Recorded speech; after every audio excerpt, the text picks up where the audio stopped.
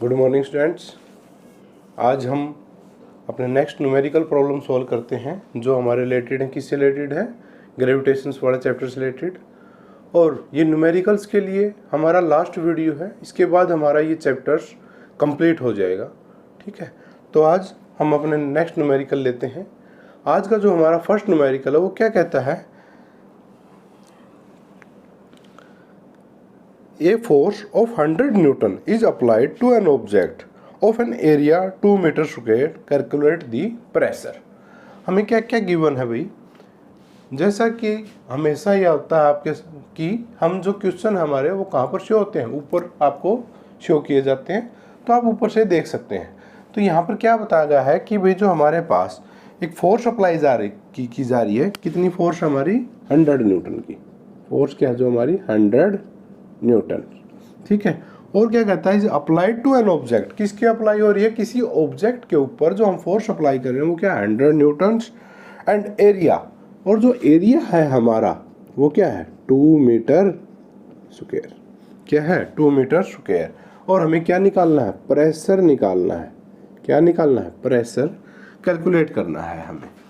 जैसा कि हमें पता है, हम पहले भी स्टडी कर चुके हैं कि प्रेशर जो हमारा होता है वो किसके इक्वल होता है? प्रेशर होता है भी हमारा, प्रेशर इज इक्वल टू होता है फोर्स बाय में एरिया. इससे सिंपल न्यूमेरिकल्स नहीं है. देखो, फोर्स आपको गिवन है, एरिया आपको गिवन है. एंड फोर्स क्या हमारी? 100 न्यूटन, और एरिया क्या है? 2 मीटर स्क्वायर. और देखो, इसके अंदर जो हम फोर्स लेते हैं वो किस में लेते हैं? न्यूटन के अंदर लेते हैं. और जो एरिया लेते हैं वो किस में लेते हैं? मीटर में लेते हैं हमेशा, जब हम किसको निकालते हैं? प्रेशर को कैलकुलेट करते हैं. क्योंकि जो हमारी प्रेशर की जो यूनिट है वो क्या है? न्यूटन मीटर स्क्वायर या पास्कल. पास्कल भी हमारी इसकी यूनिट क्या है? पास्कल और न्यूटन मीटर स्क्वायर. अगर हमें सिंपली प्रेशर की कोई पूछता है यूनिट क्या है तो पास्कल है. लेकिन अगर फोर्स बाई में एरिया इसके अकॉर्डिंग देते हैं तो क्या हमारी? न्यूटन पर मीटर स्क्वायर. ठीक है, तो हमें फोर्स किस में चाहिए? न्यूटन के अंदर. न्यूटन के अंदर है भाई. और एरिया किस में चाहिए? मीटर स्क्वायर में. तो मीटर स्क्वायर में तो वैल्यू क्या आ जाएगी? 100 डिवाइडेड बाई में 2 and that is equal to 50. अब ये 50 क्या आएगा? पास्कल. क्या आएगा? पास्कल. 50 पास्कल. तो ये क्या है हमारा? प्रेशर. बड़ा सिंपल सा क्वेश्चन है ये हमारा. ये हमारा फर्स्ट क्वेश्चन था. नोट करना चाहते तो आप नोट कर सकते हैं. अब हम देखते हैं नेक्स्ट क्वेश्चन क्या है हमारा. इसको जो हमने वैल्यू नोट की थी हमारी, अगर यहाँ पर आप न्यूटन मीटर स्क्वायर भी लिख देते हो तो भी गलत नहीं होगा. कहीं ये सोचो कि सर प्रेशर में सिर्फ हमें पास्कल ही लिखना है क्या? नहीं, हम इस वैल्यू को 50 मीटर पर न्यूटन न्यूटन मीटर स्क्वायर भी नोट कर सकते हैं. ऐसा भी लिख सकते हैं या पास्कल भी लिख सकते हो. जो आप लिखना चाहें वो लिख सकते हैं. दोनों ही सही है, गलत कोई नहीं. लेकिन अगर एग्जामिनर ने ये नोट किया हुआ है कि भाई वैल्यू बताएं इन पास्कल, तो आपको पास्कल में ही लिखना पड़ेगा. क्योंकि उसके ऊपर कंडीशन आ गई कि हमें किस में चाहिए वैल्यू? पास्कल में चाहिए. हालांकि हमें पता है कि न्यूटन मीटर स्क्वायर और पास्कल सेम वैल्यू होती है. लेकिन अगर एग्जामिनर ने पास्कल में पूछा तो आपको वैल्यू पास्कल में ही बतानी पड़ेगी. ठीक है भाई. तो अगर ऐसा है तो पास्कल में आपको लिखना पड़ेगा. अदरवाइज आप चाहे इसमें लिखें या पास्कल में लिखें, कोई प्रॉब्लम नहीं आती. अब चलते हैं नेक्स्ट क्वेश्चन के ऊपर. नेक्स्ट क्वेश्चन क्या कहता है भाई? नेक्स्ट क्वेश्चन, ए रेक्टेंगुलर वुडन ब्लॉक है. क्या है हमारे पास? एक रेक्टेंगुलर वुडन ब्लॉक है ऑफ मास 4 kg. तो उसका जो मास है ना हमारा, वो क्या है? मास कितना है? 4 kg. ठीक है भाई. एक ब्लॉक आपके पास वुडन का, ठीक है, रेक्टेंगुलर है, उसका मास 4 kg. अंदर length breadth and height of wooden block. जो वुडन ब्लॉक है ना हमारा, वुडन ब्लॉक लेंथ क्या गिवन है हमें? 50 सेंटीमीटर. वुडन ब्लॉक लेंथ, तो ब्रेथ क्या दिया हुआ है? ब्रेथ क्या है अभी वैल्यू? 25 सेंटीमीटर. और वुडन ब्लॉक की हाइट क्या गिवन है भाई, 10 सेंटीमीटर। ये हमें 10 सेंटीमीटर गिवन है, ठीक है। तो मास जो हमारा एक ब्लॉक है हमारे पास, उसका मास ये है और उसकी लेंथ ये है, ब्रेथ ये है और हाइट ये है। तो इसके अंदर जो गिवन है एक्सेलरेशन ड्यू टू ग्रेविटी, जी की वैल्यू भी हमें गिवन है, वो क्या है, जी इज इक्वल टू 10 मीटर पर सेकेंड स्क्वायर, क्योंकि क्या है एक्सेलरेशन है। अब हमें जो कैलकुलेट करना है वो क्या है, when the wooden block is kept with its surfacing measuring is 50 and 25, ठीक है भाई। ये क्या है अभी देखो, हमारे पास एक रेक्टेंगुलर ब्लॉक है, ये इस प्रकार का क्या है, एक रेक्टेंगुलर ब्लॉक, ये इस प्रकार से कोई हमारे पास एक रेक्टेंगुलर ये हमने ब्लॉक लिया हुआ है ये। अब इसकी अगर ये लंबाई 50 सेंटीमीटर है और ये क्या है हमारी 20 या 10 ले लो आप इसको, कोई बात नहीं, 10 सेंटीमीटर हाइट है ये। वैसे हाइट ये होनी चाहिए लेकिन हम इसको चेंज करके भी रख सकते हैं। अब ये हम जैसे मोबाइल फ़ोन है, इसको हम ऐसे रख सकते हैं, ऐसे रख सकते हैं, ठीक है। तो उसी के अकॉर्डिंग है ये, ऐसा कोई नहीं। और ये क्या है हमारी 25 सेंटीमीटर, ये हमें गिवन है। सारी की सारी वैल्यू, सभी वैल्यू जो हमारी वो किस में है, सेंटीमीटर्स के अंदर गिवन। तो फर्स्ट कंडीशन के अंदर क्या कहता है, अगर हम सरफेस के ऊपर यानी कि इस ब्लॉक को जो हम रखते हैं तो ये क्या करता है, जो ये वाला हिस्सा है ना हमारा, ये यानी कि 50 सेंटीमीटर एंड 25 सेंटीमीटर की हाइट, ये वाला हिस्सा पुश करता है किसको, सरफेस को। सपोज करो ये हमारे पास रेक्टेंगल ब्लॉक है, ये लेंथ है 50, क्या है 50 सेंटीमीटर, और ये जो है ये हमारी क्या है 25, क्या है 25, और ये जो है ये क्या है 10 सेंटीमीटर, क्या है ये 10, 50 और ये क्या है 25। तो ये कहता है कि पहले में कि हमने पहले जो रखा हुआ वो 50 और 25, यानी कि ये ऐसे रखा हुआ है, 10 सेंटीमीटर की हाइट है वो क्या है ऊपर की तरफ है। क्या कैलकुलेट करना है अभी हमें, प्रेशर कैलकुलेट करना है, और ये क्या है वो हमें बताना है कि जब हमने इसको इस प्रकार से रखा हुआ है तो ये ब्लॉक कितना प्रेशर अप्लाई करेगा। तो ये प्रेशर कैसे निकालेंगे, देखो प्रेशर निकालने के लिए हमें दो चीज़ें चाहिए। प्रेशर किसके इक्वल होता है, फोर्स बाई में एरिया। अब हमें गिवन, इसने कहा कि ये जो इस प्रकार से रखा हुआ है, ठीक है, यानी कि ये वाला एरिया, तो हमें एरिया निकालना है, हमें वॉल्यूम से कोई मतलब नहीं। एरिया क्या होता है, लेंथ इंटू में ब्रेथ, या लेंथ इंटू में हाइट, या ब्रेथ इंटू में हाइट, यानी कि कोई भी दो ब्रांचेज की जब हम अगर मल्टीप्लाई करते हैं जो एक दूसरे से कनेक्टेड हैं तो वो क्या निकलता है, उसका एरिया निकल जाता है।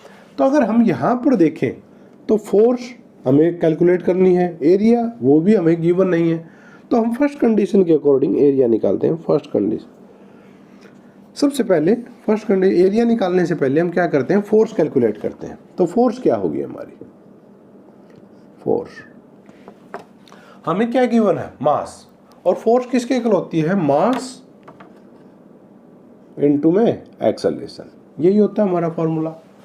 फोर्स का फॉर्मूला क्या होता है, मास इनटू में एक्सेलरेशन। लेकिन जब ये बॉडी ऐसे है तो ये किसके कारण होती है, mass and acceleration due to gravity, यानी कि जो ये फोर्स अप्लाई की जा रही है इस ब्लॉक के द्वारा वो किसके कारण अप्लाई हो रही है, ड्यू टू देयर वेट।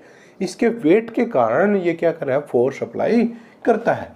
तो यहाँ पर मास क्या हमारा 4 kg, तो 4 मल्टीप्लाई में 10, जी की वैल्यू क्या है 10, क्योंकि हमें 9.8 होती है लेकिन हमें क्या कहा गया है, गिवन हमें 10, तो क्या आ गई 10, तो क्या आ जाती है 40 न्यूटन।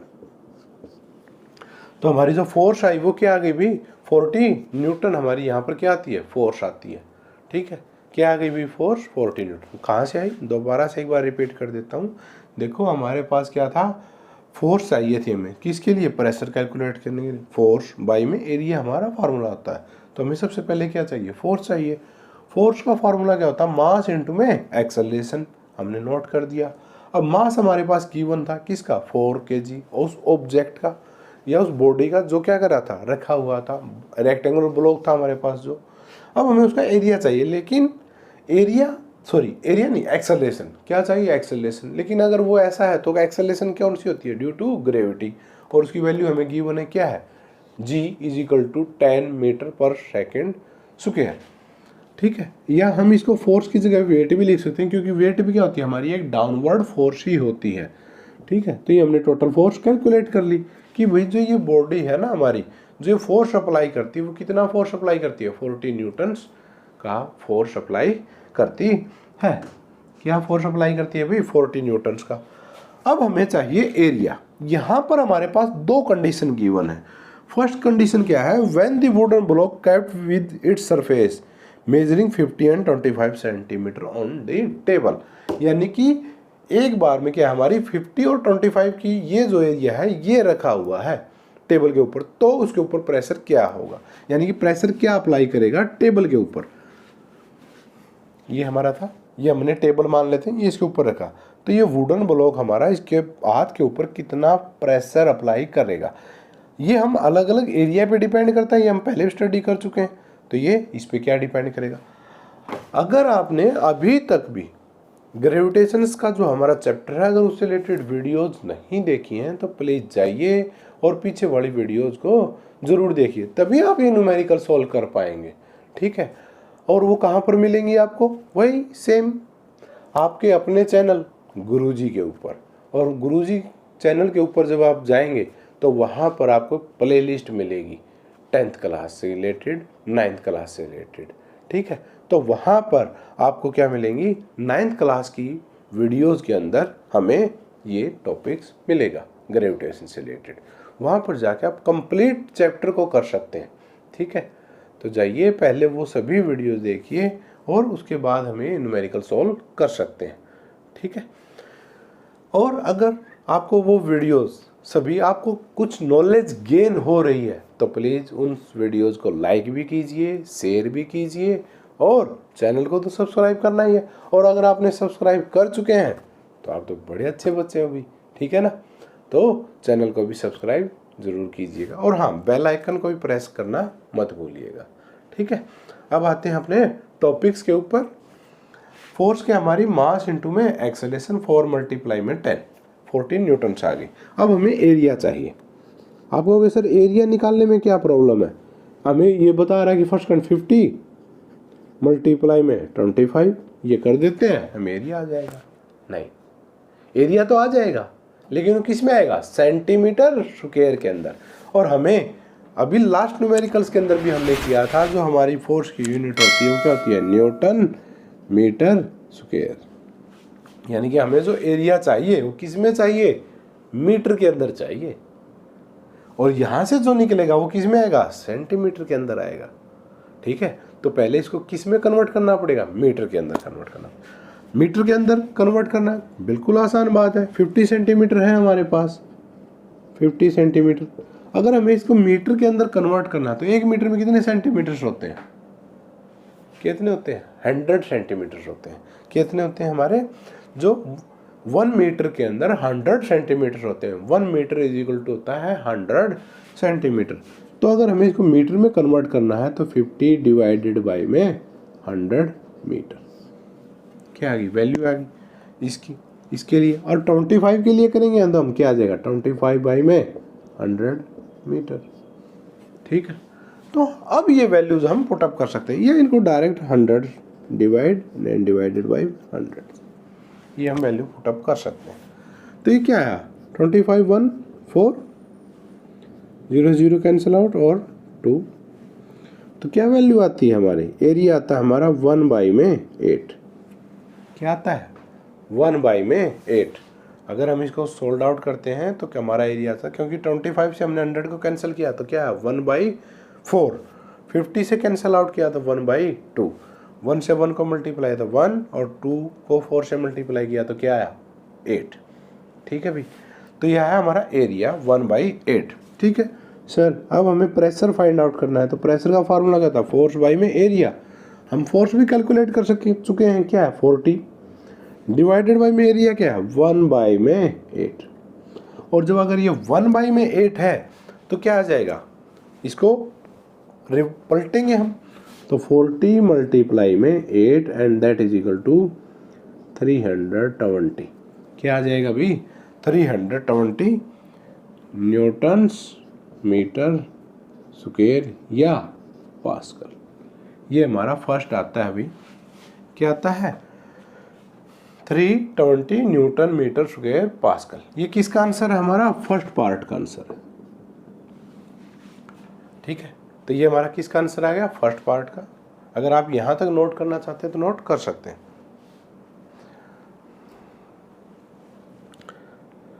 सेकेंड पार्ट में हमसे पूछता है when the wooden block kept with its surface measuring 25 centimetre and 10 centimetre on the table.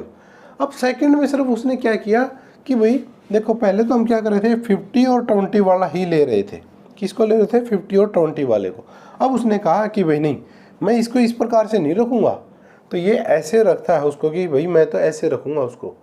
ठीक है, तो अब प्रेशर क्या हो जाएगा? पहले उसने रखा था ऐसे, अब वो कह रहा है कि नहीं, अगर मैं इस डस्टर को ऐसे रखता हूँ तो ये क्या प्रेशर अप्लाई करेगा?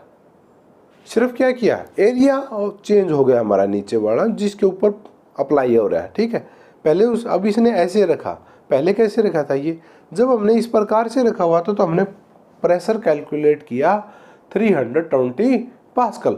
अगर वो कहता है कि नहीं, मैं तो इसको ब्लॉक को इस प्रकार से रखूँगा, तो अब हमारा प्रेशर क्या होगा, हमें वो कैलकुलेट करना है। ठीक है, तो इसको मैं साफ कर रहा हूँ। फर्स्ट पार्ट का आंसर आया अभी हमारा, pressure is equal to 320 pascal. क्या है? 320 पास्कल। इसको साफ कर देते हैं। सेम वही फोर्स तो देखो वही रहेगी अभी भी, फोर्स के अंदर कोई चेंजेस नहीं आएंगे। चेंजेस आएंगे तो किसके अंदर आएंगे? एरिया के अंदर। एरिया अब हमारा क्या कहता है? 25 बाई में 10, तो एरिया क्या है हमारा? 25 मल्टीप्लाई में 10 सेंटीमीटर में है ये भी वैल्यू।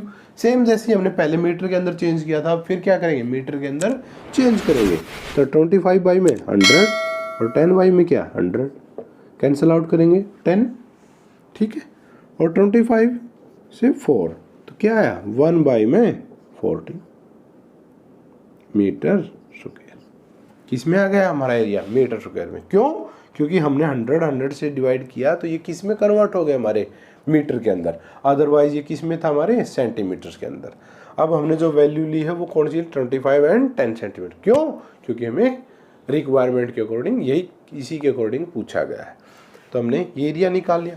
सेम वही प्रेशर निकालो। अब प्रेशर, फोर्स हम पहले ही कैलकुलेट कर चुके हैं 40, डिवाइडेड बाई में क्या आ गया? 1 बाई में 40। 1 बाई में 40 तो क्या है? 40 मल्टीप्लाई में 40 and that is equal to 1600 pascal. क्या आता है अभी हमारा? 1600 पास्कल। ये हमारा क्या आ गया भाई? क्वेश्चन आ गया। ठीक है, अगर आप नोट करना चाहते हैं तो नोट कर सकते हैं। ये हमारा सेकंड प्रॉब्लम थी।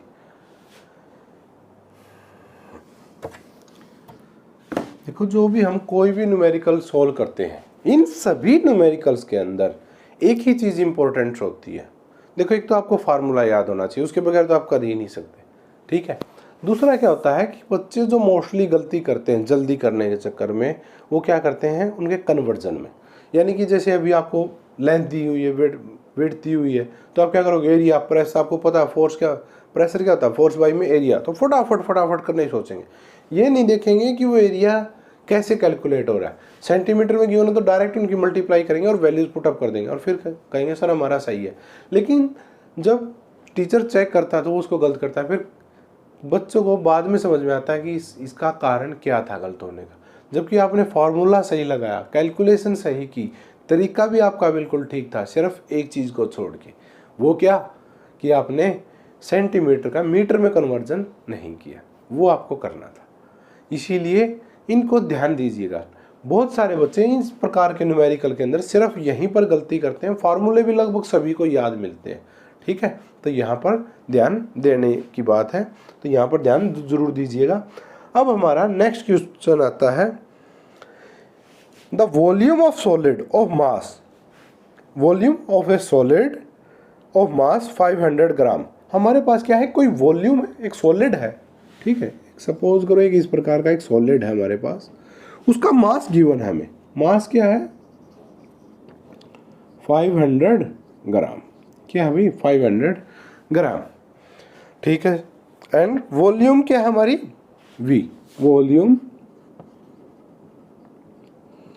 350 सेंटीमीटर क्यूब, ठीक है भाई। तो हमें बताना है what will be the density of the solid. हमारे इसके 4 पार्ट्स हैं क्वेश्चंस के, जैसा कि आपको दिखाई दे रहे हैं। फर्स्ट पार्ट के अंदर क्या पूछता है कि डेंसिटी क्या होती है। Second point, what will be the mass of water displace by this solid, कि जो ये सॉलिड है ना, अगर हम इसको पानी के अंदर डुबाएं तो ये कितना पानी को डिस्प्लेस करेगा, वो हमें कैलकुलेट करना है। फोर्थ पॉइंट है what will be the relative density of solid, और सॉलिड की रिलेटिव डेंसिटी क्या है। और लास्ट पॉइंट है विल इट फ्लोट और सिंक इन वाटर, कि ये जो ये हमारा ब्लॉक है ना, ये पानी में डूबेगा या तैरेगा।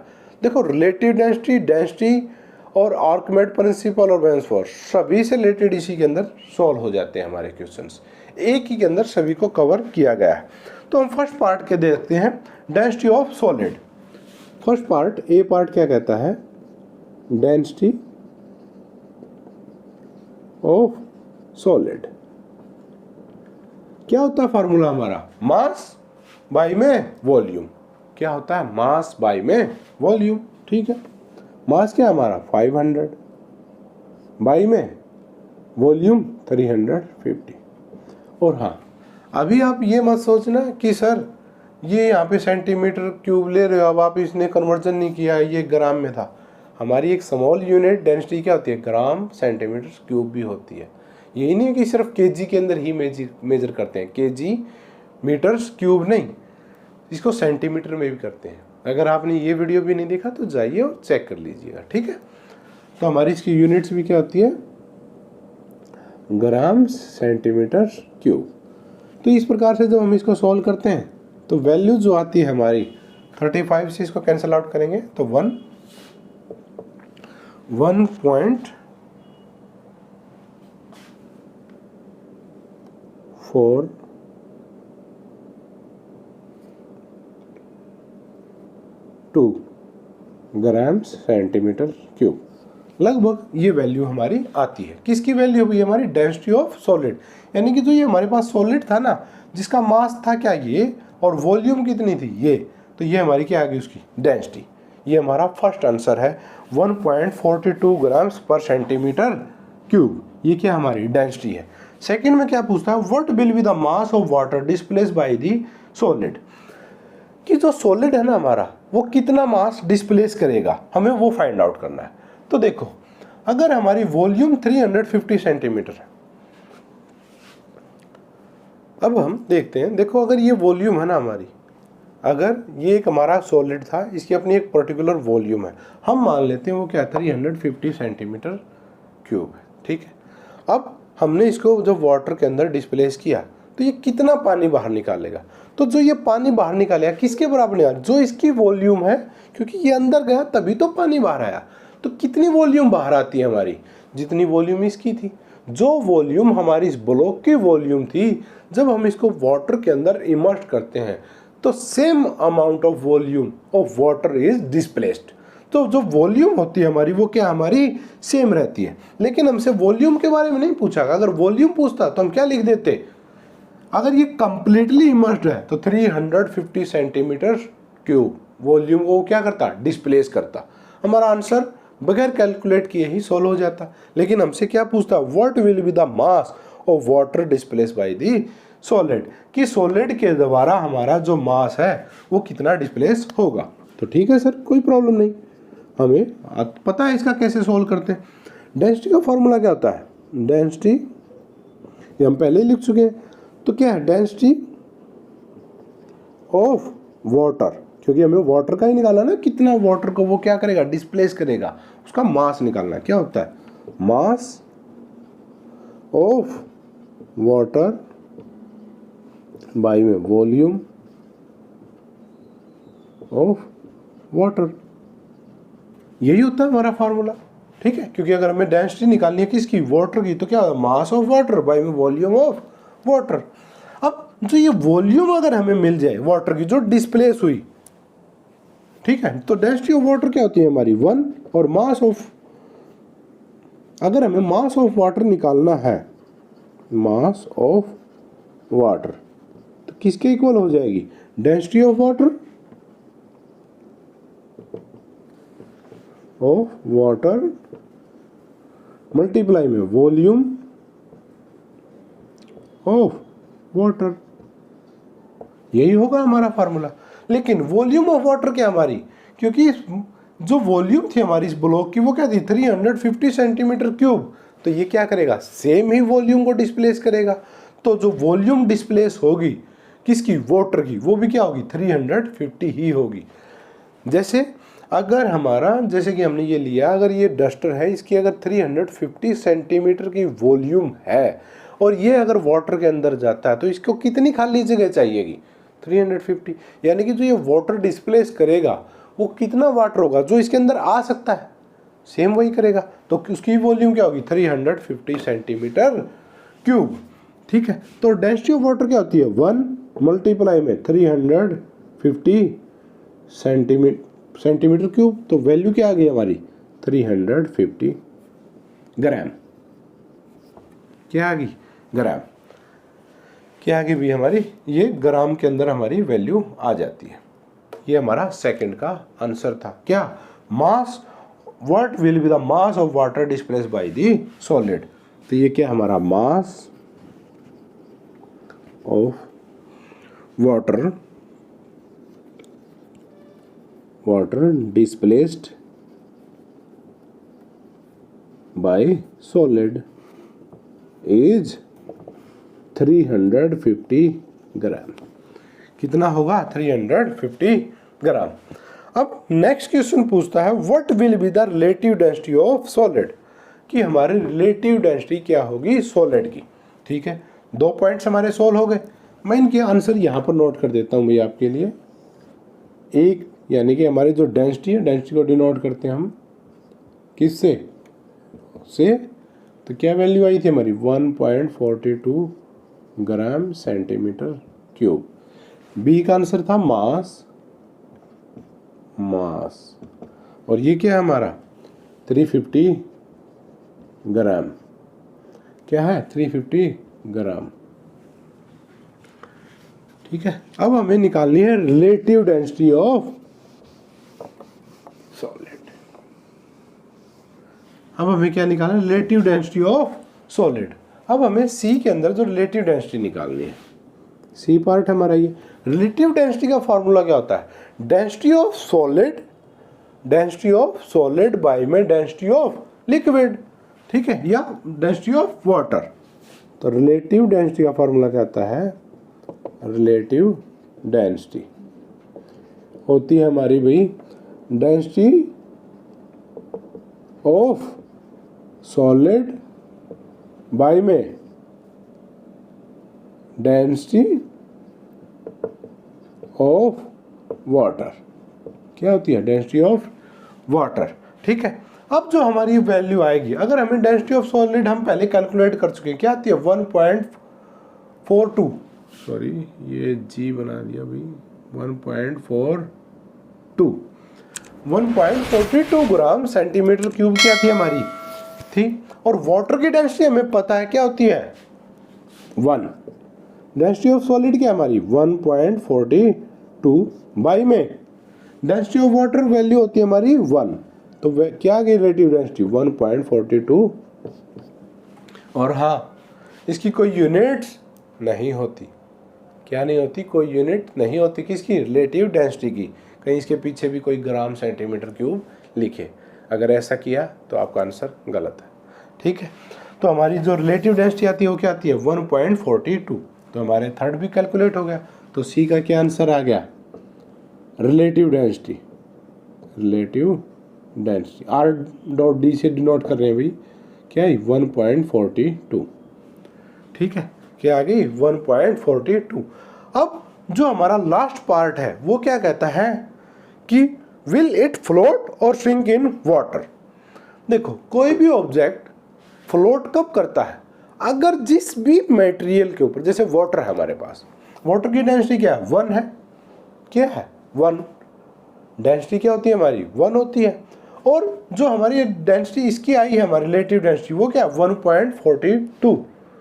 तो 1.42 क्या है, ज्यादा है, किससे, ग्रेटर है, किससे, वाटर की डेंसिटी से। It's mean that the solid object is sink in the water, क्या करेगा, वो डूब जाएगा, किसके अंदर, वाटर के अंदर। ऐसा क्यों, क्योंकि रिलेटिव डेंसिटी क्या है उसकी, ज्यादा। अगर इसकी रिलेटिव डेंसिटी क्या होती, कम होती, तो क्या होता, ये फ्लोट करता। यानी कि अगर इसकी रिलेटिव डेंसिटी अगर मान लेते हैं 0.99 होती, तो ये क्या थी, 1 से कम थी। किसकी, वन किसकी है डेंसिटी, वाटर की। वाटर की डेंसिटी से अगर कम है डेंसिटी तो क्या करता है, फ्लोट करता है, ठीक है। लेकिन अब इसकी डेंसिटी क्या है, ज्यादा है, तो इसलिए क्या करेगा, सिंक करेगा, यानी कि डूब जाएगा। देन डी का आंसर क्या आएगा, the solid object, solid is sink in the water. क्यों, क्योंकि relative density is higher than the density of water. ठीक है भाई, तो ये थे भी हमारे आज के न्यूमेरिकल्स। आई होप आपको अच्छे से समझ में आए होंगे, ठीक है। फिर भी अगर आपको कोई कमी लगती है या समझ में नहीं आता तो आप मुझे कमेंट्स बॉक्स में बताइए कि आपको क्या नहीं समझ में आया। इसी के साथ हमारा ये 3rd चैप्टर भी कंप्लीट हो जाता है। अब हम नेक्स्ट वीडियो के साथ अपना नेक्स्ट चैप्टर स्टार्ट करेंगे, जो हमारा वर्क से रिलेटेड, किससे रिलेटेड है, वर्क्स, एनर्जी एंड पावर। ठीक है, तो हम नेक्स्ट लेसन स्टार्ट करेंगे इन नेक्स्ट वीडियो। आज के लिए भी यही था। Thank you.